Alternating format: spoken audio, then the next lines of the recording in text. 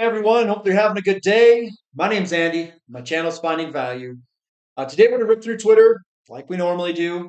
I'll interject my financial opinions as we go, generally related to commodities, financial topics, and or wealth building. So let's dive in there. Let's see what people are talking about, and I'll give my opinion or share my opinion as we go.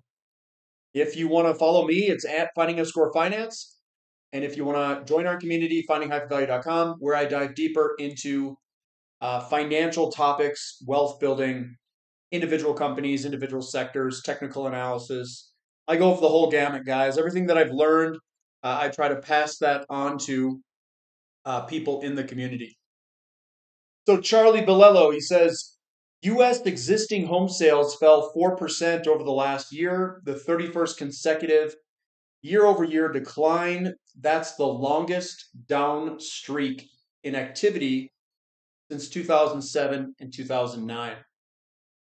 One thing I will say is this is year-over-year percent change, which if you had a massive pullback like this in 2022, 2023, it means you didn't have a lot of home sales.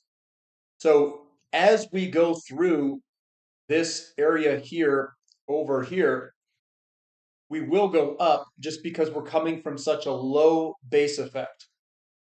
So yes, sales are incredibly low, but if you're comparing today's sales with already incredibly low sales, we could see percent increases on US existing home sales. So that's what I'll say there because of the base effect. Logan Matsubushami, he says, we had more activity or more active inventory in the early 1980s with fewer people working then. So here that is in the early 80s, we had way more inventory with fewer people than what we've got today. We are at incredibly low housing inventory levels. The estimated deficit is about 5 million homes against family formations. Coming on back to Amy Nixon, she says existing home sales plummeted in March, minus 4.3% month over month. But the most interesting piece of data from today's report, one price bracket's home sales are up massively in the last year. Homes priced 1 million plus. Someone is thriving in this economy and it's not the middle class.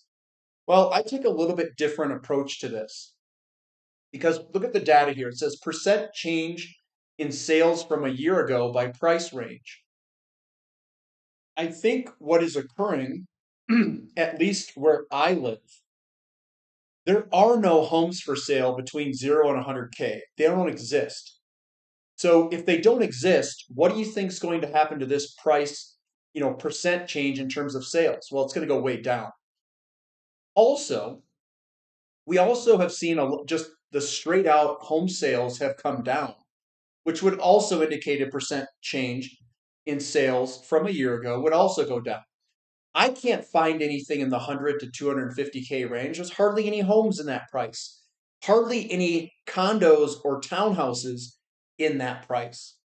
So, of course, if home prices from inflation continue to go up, you're going to see more and more homes being sold between the 500 and 750K, 750 to 1 million, and 1 million plus, because that's where all the homes are at.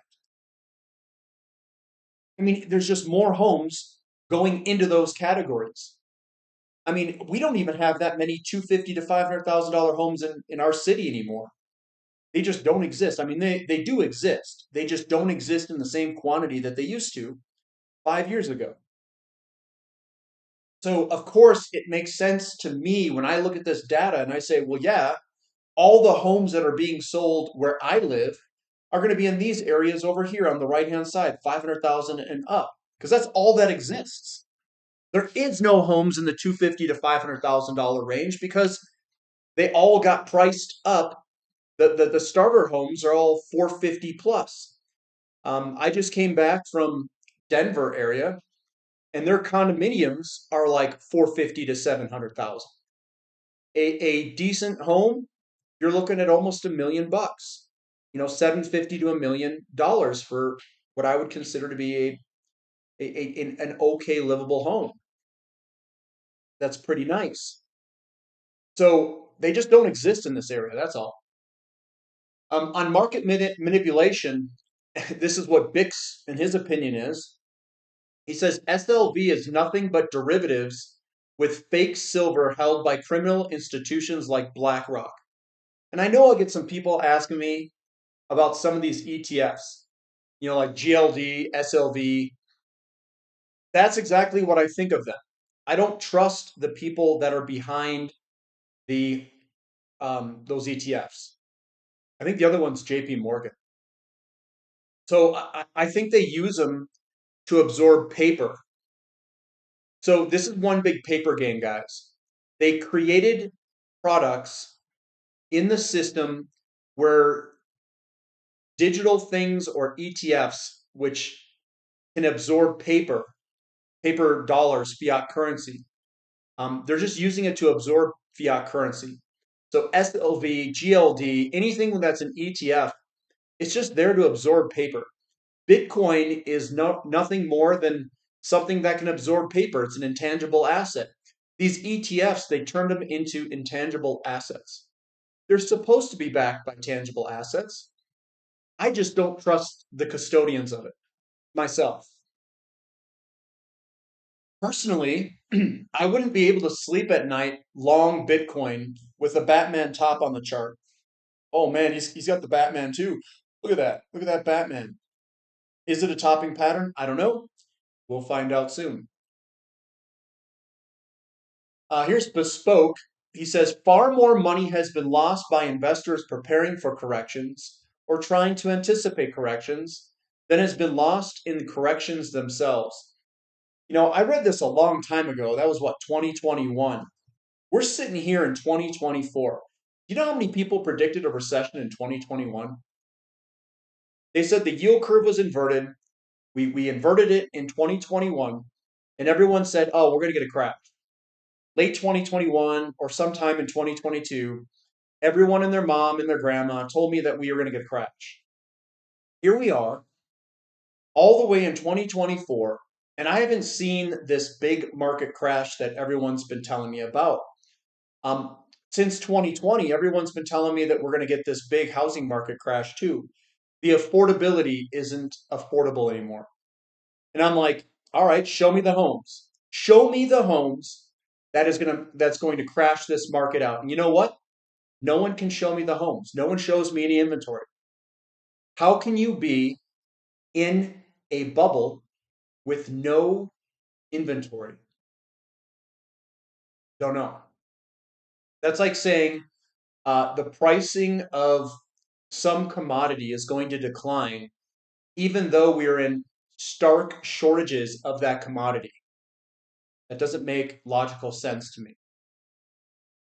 Well, speaking of commodities, FMS investors have become more optimistic on commodities in April, contributing to a record monthly increase in commodities allocation. So we've got a record monthly increase in FMS commodities allocation. And I know we've had a little bit of a pullback in a lot of the commodity stocks and energy and stuff like that. But look at these movements. March of 16, June of 2020, and April of 24.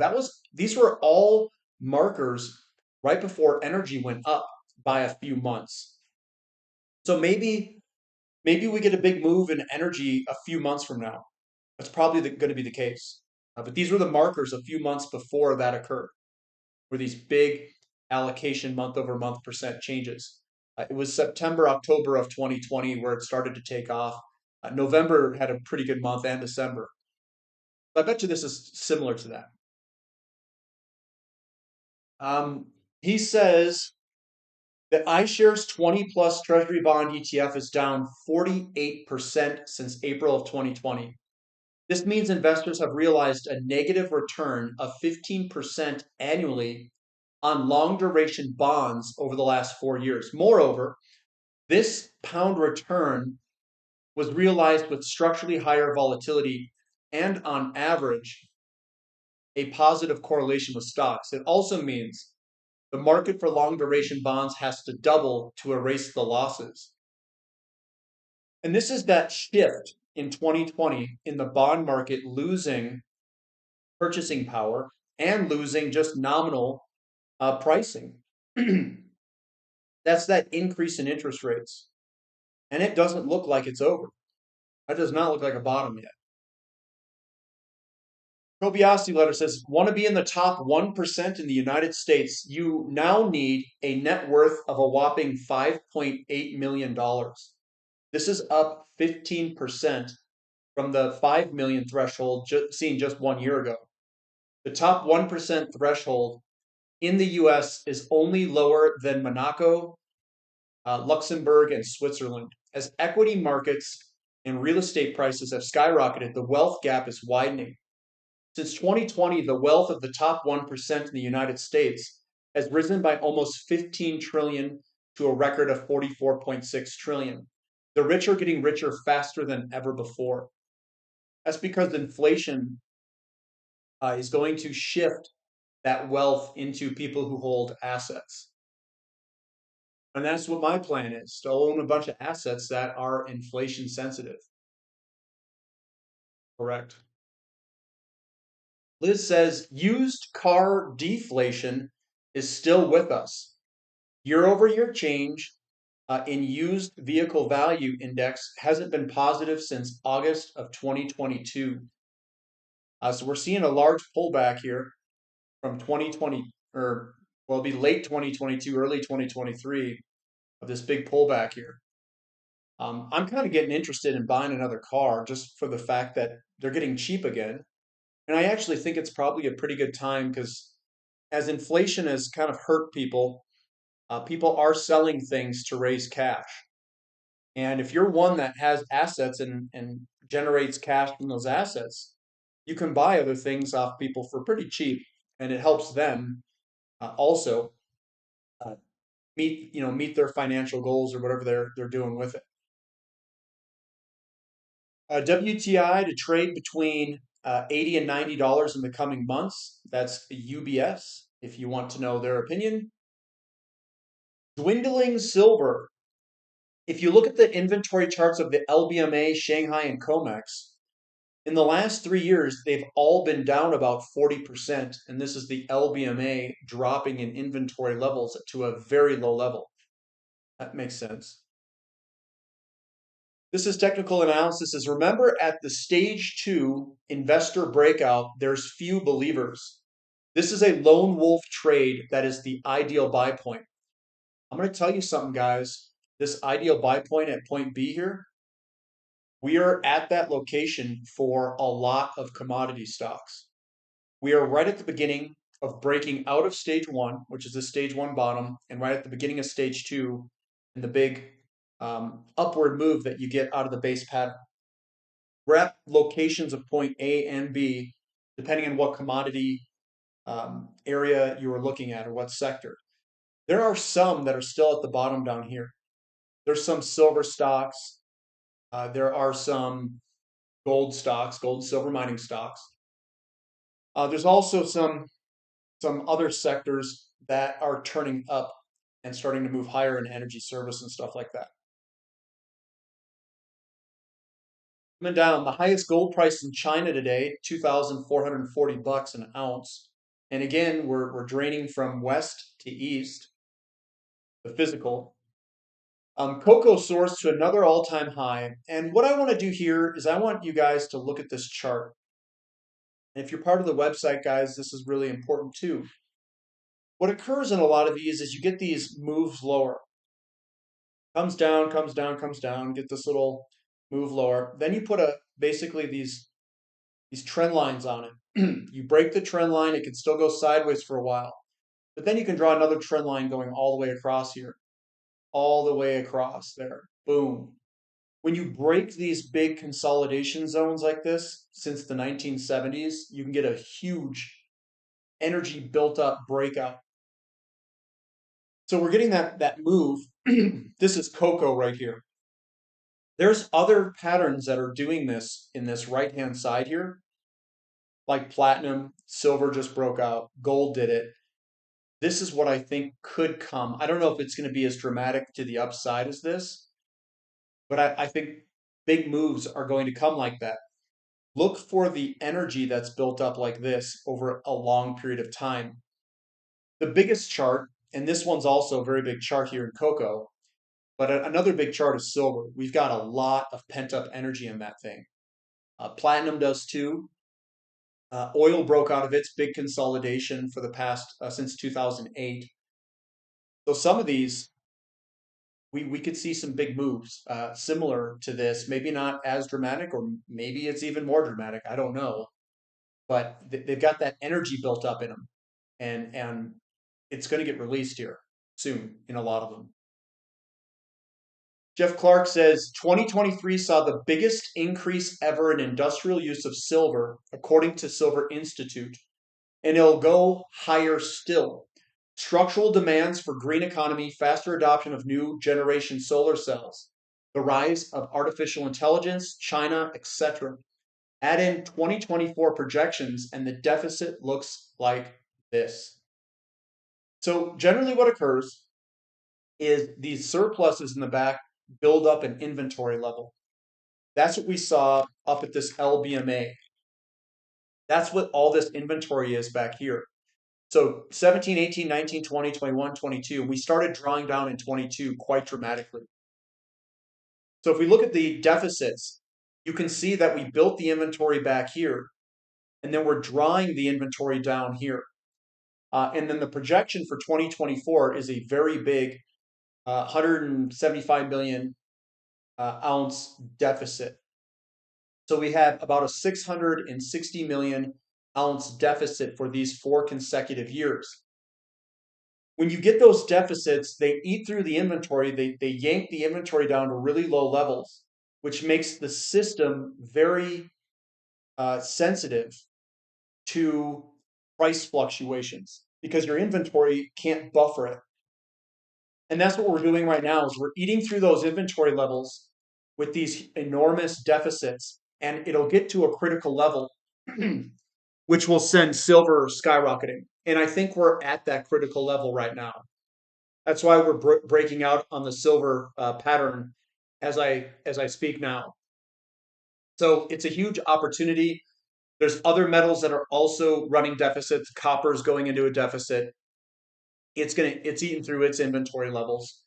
Platinum's in a huge deficit. That's going to eat through inventory levels. This just becomes a waiting game at this point, guys.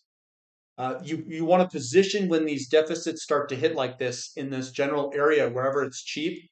You get a good entry point technically, and then you just sit, wait, and laugh. And then you're going to get pullbacks. People are going to get scared. They're going to get scared out of positions. That's just not something that I'm going to do. I'm not going to get scared out of my positions at all. I'm going to keep buying. I'm going to be relentless here, guys. I know the game now. I used to not know the game back in the first bull market, which was in the mid 2000s for me. That was my first bull market. And I didn't know the game. I learned a little bit about it. I observed some monster moves in natural gas stocks, oil stocks. I watched a little bit of Camco, the uranium stock, and in all honesty, guys, I didn't know anything about most of these sectors. I just observed it. I traded in and out. I had no overarching strategy. I didn't know anything about the 3 pillars that I created, all that stuff. Now it's like I'm in freaking cheat mode, and I'm going to absolutely dominate this market. I just don't care what others think in terms of what their opinions are, because I think I've got the game figured out. I know the data behind all this in silver, platinum, oil, on and on and on. I've done all the homework behind it. I'm a completely different investor now than what I was back in the last bull market. So, I mean, if you guys need help, that's where I'm trying to transfer my knowledge to you guys, so you guys don't make the same mistakes as I have done. Watching, this is Alpha Min says, is this the slingshot cheetah pattern? Well, this is another pattern where if you look at it, it's only going back to 2022, but it's squeezed up into this corner here, and I call this the dead period. It's not quite the slingshot cheetah. Slingshot cheetah gives you a false breakdown and then just rips. This is just a straight breakout. So tin looks really good, and we're breaking out to the upside.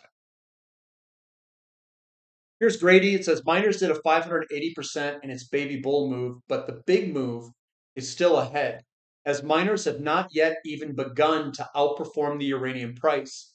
This commodities bull is end of rainbow, get out of the rat race type stuff. He's got an inverted shoulder head shoulder with URA priced against the SPUT, which is the Sprott Physical Uranium Trust. He says this chart shows that the uranium miners have not yet even begun to outperform the uranium price, which is what makes a bull market a bull. A very stylish and bullish chart that we've got going on with reverse symmetry patterns. This isn't the only sector that hasn't broken out, guys. Another leading indicator of a bull market that I've watched and look for is platinum outperforming gold. In the short term, with some people and the recessionary fears that we've got in the market, gold and silver may still outperform platinum for a period of time, and we may experience a slowdown similar to 2001. That is very much a possibility. That is also why we might not have moved on some of these ratio charts. Remember, everything's interconnected and interlinked. So when I look at all the data and I try to piece together the data that we've got and compare it to previous bull markets, I keep coming up with data that we are still very early in this commodity bull market, earlier than what I think the majority of people think. And if we get into what I think will be another highly inflationary wave or cycle, all of these things have the pent up energy and the ratio valuation runway ahead of us to do crazy things. And it will be end of rainbow, get out of the rat race type stuff. It will be that. I agree with him.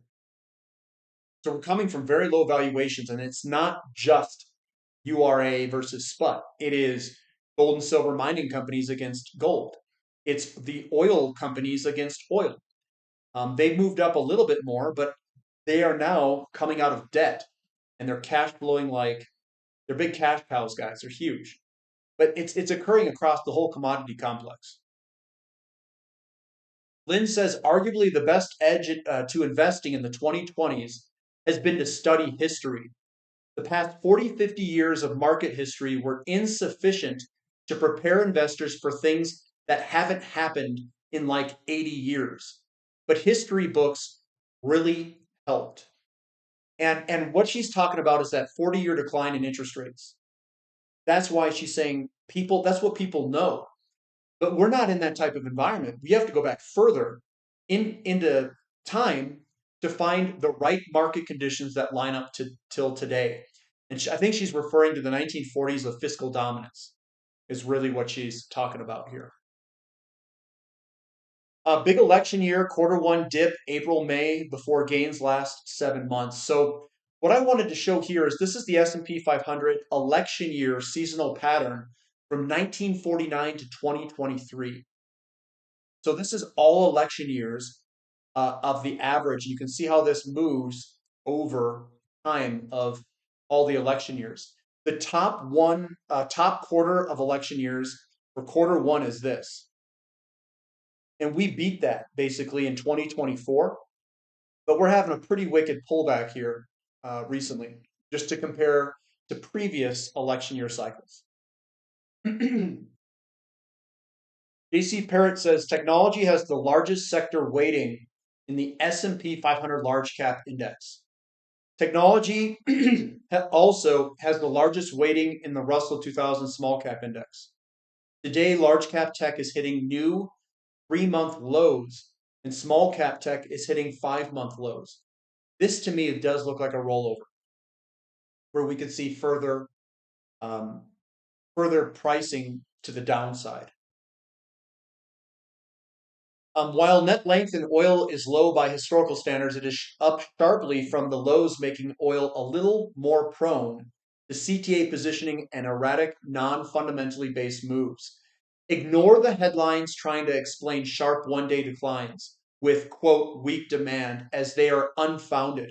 I completely agree with that. They are unfounded and they are misleading. So this is net oil length non-commercial. It's come up from its bottom here.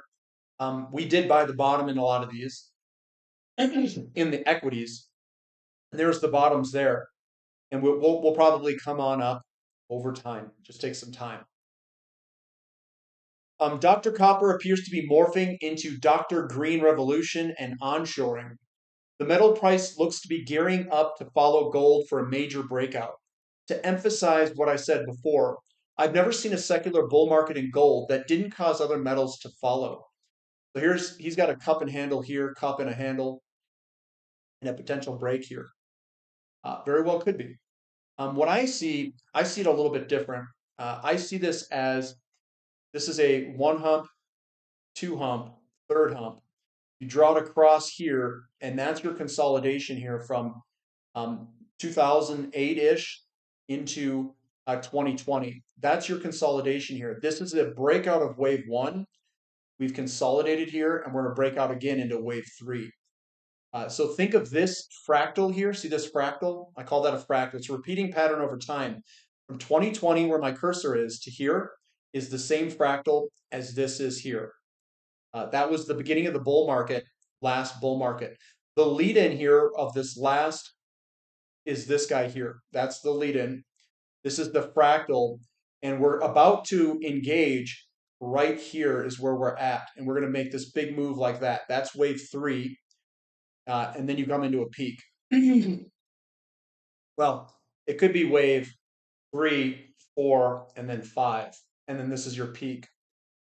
So that's where I think we're located, is like right in 2002 and 3 when looking at copper here.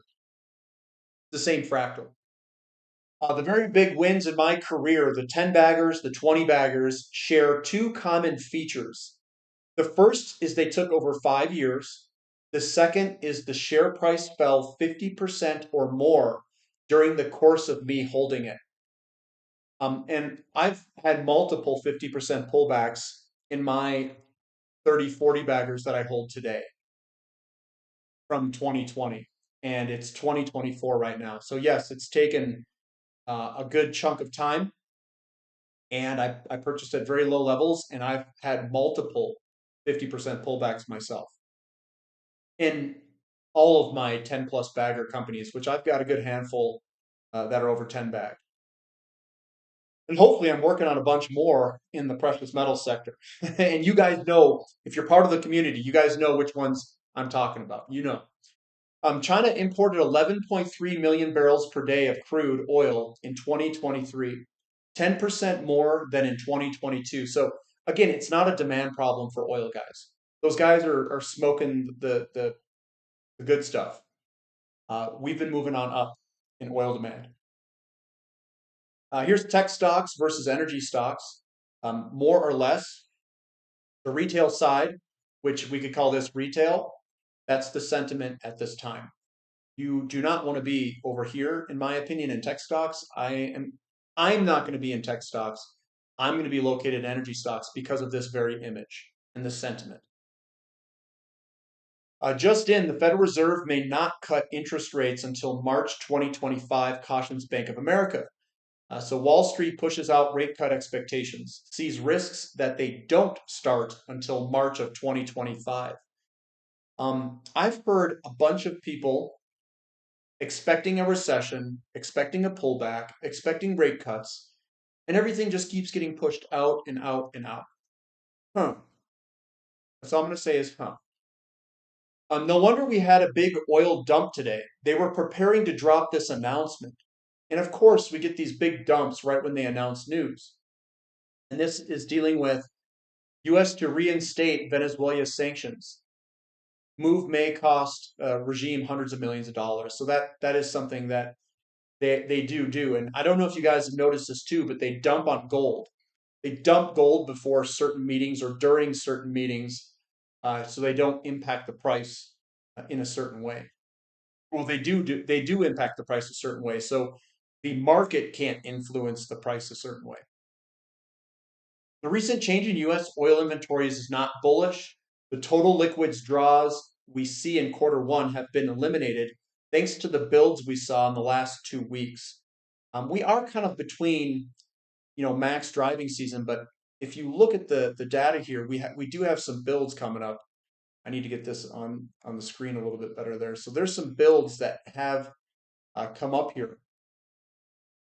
This is your total liquid stockpile that has come up. Same with here. So that has been your recent weakness in oil prices. We've had a little bit of a surplus in our inventory levels. And to calculate that, it says the WTI fair value price of $79 or $3 overvalued from today's price. Recent downward move in oil price supported by recent inventory builds. And that's what's drawing the price down in oil, just an FYI. Rafi says, I'm calling a Bitcoin top. It happened in October of 21.